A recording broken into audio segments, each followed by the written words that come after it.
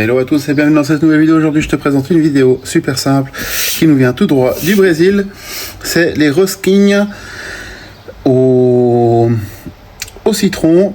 Vous verrez, c'est super sympa avec un glaçage crémeux aussi au citron et aux zestes de citron vert. Vous verrez, c'est vraiment extraordinaire.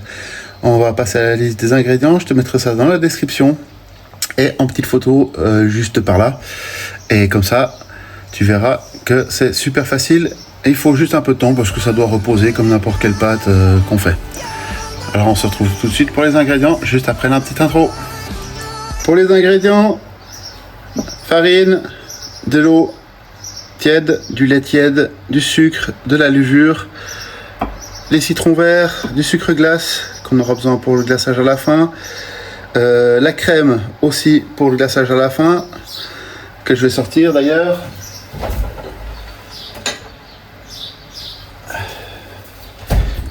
Elle est juste ici. Là, on a de l'extrait de vanille, du sel, beurre mou et un œuf. C'est très très simple, très facile. Donc ce qu'on va faire, c'est que la crème, ça on va mettre de côté.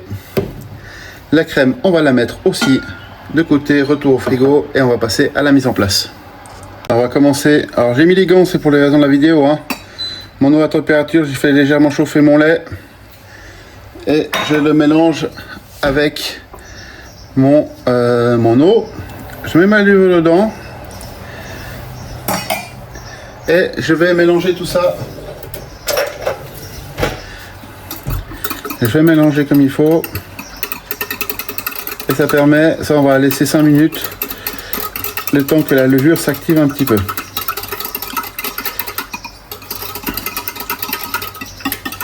On mélange bien. Et on laisse ça s'activer. Alors maintenant ce qu'on va faire, on va mettre nos éléments à l'intérieur.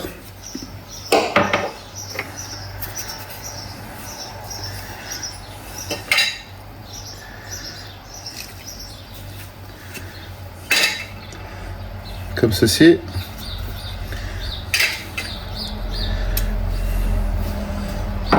Tac, on va zester nos citrons verts. Alors je les ai bien lavés avant, c'est des citrons qui sont bio.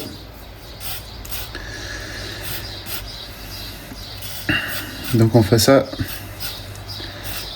On met un petit peu à l'intérieur. Et on n'utilise pas le jus, on va le garder pour notre glaçage dessus à la fin. Donc on récupère bien toutes les petites comme ceci et on va commencer à mélanger tout ça. On ajoute notre lait, notre eau et notre levure. Alors ça va devenir très collant, ce n'est pas grave. On va récupérer la levure, c'est normal. Ça reste une pâte, d'où le fait que je mets les gants pour la vidéo.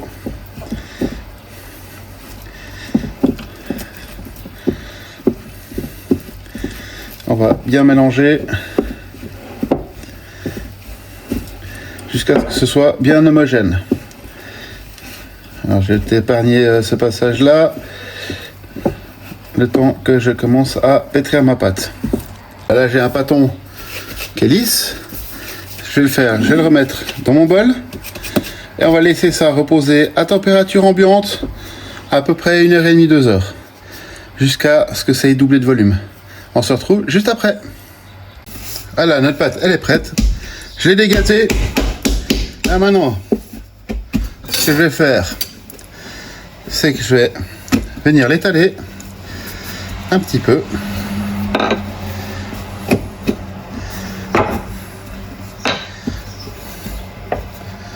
Comme ceci.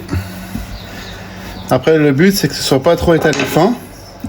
Je vous explique pourquoi. Ce que je vais faire c'est que pour donner cet effet un peu filant et tout ça, ce que je vais faire c'est que je vais la rouler. Je sais pas si vous voyez ce que je veux dire, je vais vous montrer de toute façon. Mais en fait je vais la rouler. Et puis après je vais faire un... Ce sera pas une tresse exactement. ça sera encore plus facile qu'une tresse. Hein, comme je suis pas très doué des fois pour tresser ou un truc comme ça. Et en fait là, ce que je vais faire, regardez. Hop, je la fais rouler comme ceci. Tac. Et là, ce que je vais faire, c'est que je vais agrandir mon rouleau. Comme ça. Jusqu'à ce que j'aie la pâte suffisamment longue par rapport à mon plat. Vous allez comprendre pourquoi. Et là, on est pas mal. Et là, ce que je vais faire, c'est que je vais la plier une fois comme ça, une fois comme ceci. Là, et là, ce que je vais faire, c'est que je vais simplement faire comme ceci. Une sorte de rouleau comme ça, que je vais légèrement appuyer comme ceci. Je vais prendre un plat, et on va mettre un plat que j'ai graissé. Je vais mettre comme ceci dedans. Et on va laisser ça, encore une fois, pendant 1 heure pour pousser. Voilà, notre pâte elle a doublé. Là, ce qu'on va faire, comme toute pain, pâtisserie, brioche, tresse, on va mettre une dorure dessus. Généreusement, faut pas que ça déborde non plus, mais que ce soit bien tout recouvert. J'ai préchauffé mon four à 180 degrés en chaleur tournante. Ce que j'ai fait pour garder de l'humidité, que le rendu soit encore plus fluffy, moelleux et que ça ne sèche pas la pâte, j'ai mis une casserole. Vous pouvez mettre une casserole ou un bol en métal, une casserole avec des poignées bien sûr, je me recommande pas des poignées en plastique, poignées en métal, au fond de mon four, faire un peu un principe de vapeur. Et là ça va partir 25-30 minutes à 180 degrés avant de la ressortir et de faire notre glaçage par dessus.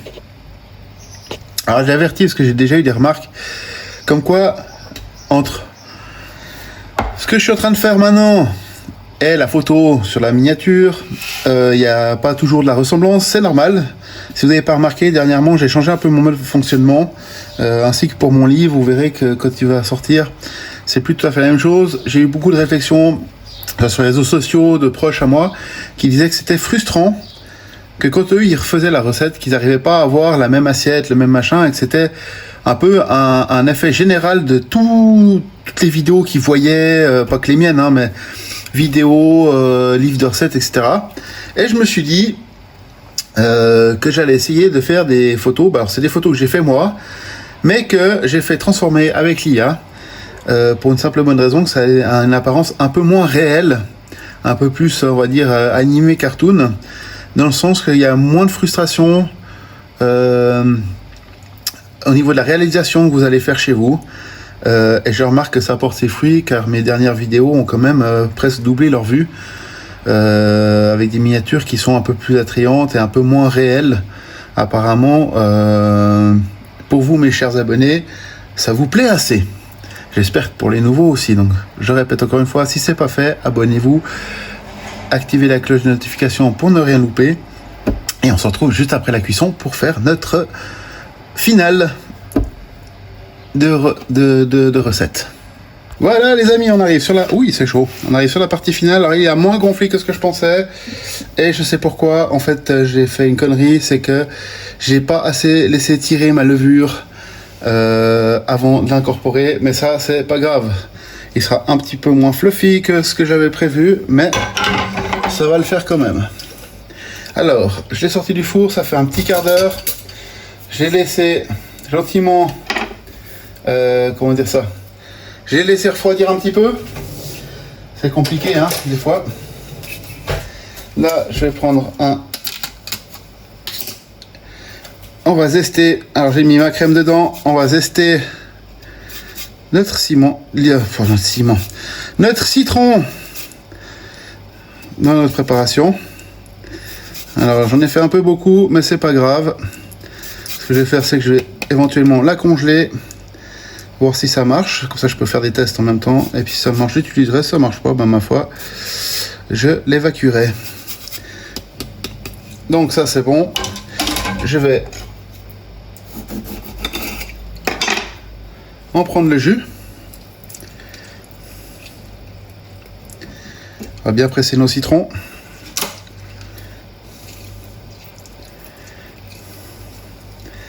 Et là maintenant le but, c'est d'avoir quelque chose de pas trop liquide et de pas trop solide. Je sais, c'est bizarre, mais vous allez comprendre. Et ce que je vais faire, c'est que je vais faire les choses de manière un peu plus simple. C'est que je vais faire comme ça et je vais pas rajouter de la crème. Si je rajoute quelque chose, je vais rajouter de l'eau fraîche simplement.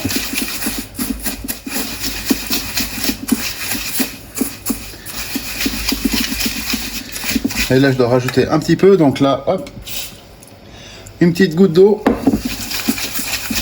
Je vais pas faire une couche super épaisse dessus, c'est pas le but.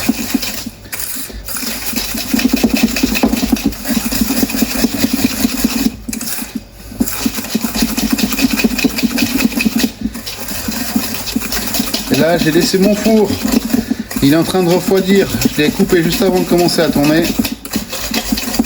Pourquoi? Parce que je vais y mettre ma prépa dessus. Allez, on met ça au milieu comme ça. Je vais y badigeonner ma prépa comme ça dessus. Alors le but c'est pas d'en mettre énormément, pas que ce soit trop sucré, c'est pas du tout le but.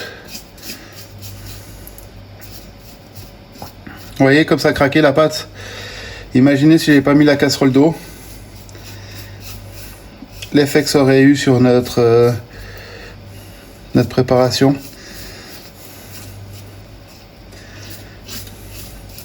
Donc là, j'en mets bien partout. Et là, je vais remettre au four 2-3 minutes et laisser sécher. Je vais pas te reprendre après ça parce que ce sera absolument inintéressant. Tu vas retrouver le pain comme il était au départ. Donc, moi, je te dis que la recette, là, après, je vais laisser refroidir sur une grille. La recette est maintenant terminée. Je te dis à la semaine prochaine. En attendant, je te souhaite vraiment que du bonheur, plein de bonnes recettes et surtout, abonne-toi, lâche un petit like, un petit commentaire et on se retrouve la semaine prochaine. Allez, ciao!